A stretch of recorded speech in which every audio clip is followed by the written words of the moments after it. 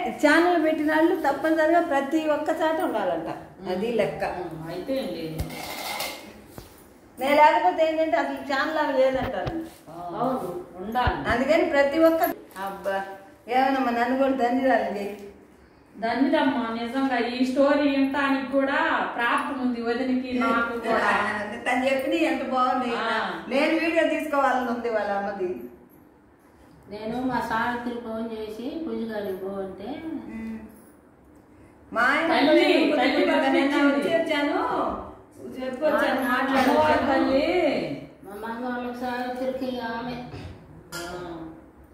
అమ్మా కోరికలు నెరవేరుతాయమ్మా, కొండెక్కుతాయి మహాతల్లి.